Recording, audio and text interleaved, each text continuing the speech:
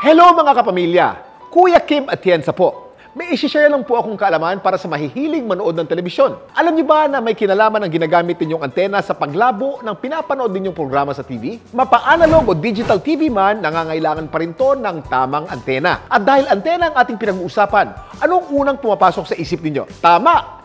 Ito ay ang Baron Antena. Natatandaan niyo ba ang batikang weather forecaster noon na tinaguri ang walking encyclopedia ng Pilipinas? Tama, si Ka Ernie Baron. Tanging ang Baron Antena lamang ang kanyang pinagkakatiwalaan na gumamit ng kanyang pangalan dahil sigurado siya sa husay at kalidad ng produktong ito. Alam niyo ba na may tatlong variants ang Baron Antena? Ang Baron Super Antena, Baron KGL Antena, at ang Baron BXR Antena. At para mas maintindihan natin ang mga antenang ito, isa-isa kong ipapaliwanag sa inyo. Ang Baron Super Antena, ang kauna-unahang antenang nilabas ng Adel, ang kumpanyang gumagawa at nagdidistribute nito. Ang pakete nito ay kulay dilaw, maging ang inline holder. Ang coaxial cable nito ay yellow din, ang kulay na may itim na stripe. Ang antenang ito ay mas epektibong gamitin within megacities. Ang pangalawang antena naman ay ang KGL antena, nang ibig sabihin ay Kapamilya Gitnang Luzon. Ang kulay ng pakete at inline holder nito ay pula. Ang coaxial cable naman nito ay may kulay pula at itim na stripe. Mas mabisang gamitin ito within Central Luzon sa Bulacan, Pampanga, Nueva Ecija at Tarlac. Ang third variant naman ay ang premium brand, ang BXR Antena, nang ibig sabihin ay Baron Extended Range Antena. Kulay asul ang pakete at inline holder at may asul at itim na stripe naman ang coaxial cable nito. Ang antenang ito ay pwedeng gamitin nasaan ka man sa Pilipinas. Ngayon naman ay alamin natin ang tamang paggamit ng Baron Antena. May dalawang tamang paraan sa pagkakabit nito. Una, kung gumagamit kayo ng CRT o analog TV, ay ito ang dapat ninyong gawin. Mag-set up ng tubo, gamitin ang 10 feet conduit pipe na may 3/4 ang diameter at may number 14 gauge or GI guy wires para mas maging matibay ang pagkakatayo nito. Gamitin ang RG6 coaxial cable na may 70 ohms sa antena. Siguraduhin hindi may hila pababa ang cable. Lagyan ng electrical tape bawat isa hanggang 2 metro sa tubo. Bago itayo ang tubo, ikabit ang alambre sa guy wire sa gitna ng tubo. Siguraduhin matibay ang pagkakatali ng alambre sa ibabaw ng bubong upang bumalanse ang pagtayo ng tubo. Kapag naitaas na ang antena, iharap ang maiksing element patungong TV station. Isang paalala, sa pagkakabit ng antena, siguraduhin na laging may kasama at huwag itong itayo kapag umuulan. At higit sa lahat ay dapat na ilayo sa linya ng kuryente ang antena. Ikabit naman ang kabilang dulo ng cable sa TV. Ipihit ng dahan-dahan ang antena para gumanda ang reception ng TV. Kapag okay na, higpitan na ang GI wire na humahawak sa tubo ng antena sa bubong.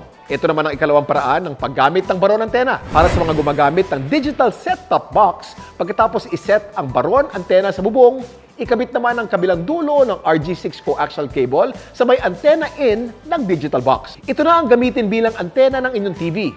Tiyak na mas gaganda at lilinaw ang reception ng inyong TV. Dagdag kaalaman, alam niyo ba ang difference ng analog antena at digital antena? Ang analog antena ay may variable gain at nagwo-work within a range of 50 kilometers for DVB-T. Mas malayo ang distansya mo sa signal source, mas mahina ang reception. Samantalang sa digital antena, makakapanood ka ng mas malinaw na picture kahit malayo ka sa signal source. May built-in filters din ito para mabawasan ang ingay ng audio at ma-improve ang quality ng ating pinapanood. Karamihan sa atin ay gumagamit na ng DTV at digital black boxes, lalo na sa mga nakatira at nagtatrabaho sa urban areas. Ang mga nakatira sa high-rise buildings gaya ng mga condominiums, hotels at ospital ay may parehas na problema sa TV reception. Malabo at mahina ang signal dahil bawal silang maglagay ng TV antenna sa labas ng kanilang property. Kaya naman, nag-develop ang Adel ng digital antenna na sasagot sa mga problemang ito. Pinakikilala namin ang Baron BRL Digital Antenna. Ang Baron BRL Antenna ay dinesign na digital TV antenna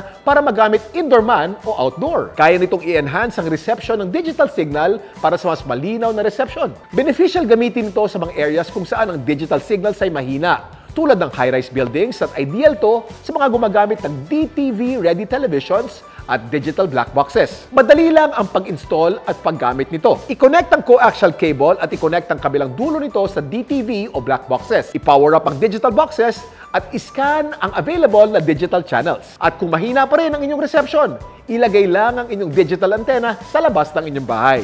Okay, gusto niyo ba ng sample? Meron akong 3 magkakaibang TV dito. Ang isa ay analog TV na ginagamit ang regular na antena.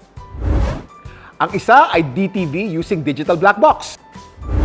At ang isa ay DTV gamit ang Baron BRL antenna. Ipapakita ko ang difference ng bawat isa. Yung gumagamit ng regular antenna, okay naman pero free TV channels lang ang nasasagap. Samantalang ang DTV na ang gamit ay black box ay mas clear ang reception at may additional free digital TV channels pa. Pero ang DTV na ginagamitan ng BRL antenna, mas superb ang quality ng reception at mas maraming free digital channels ang mapapanood.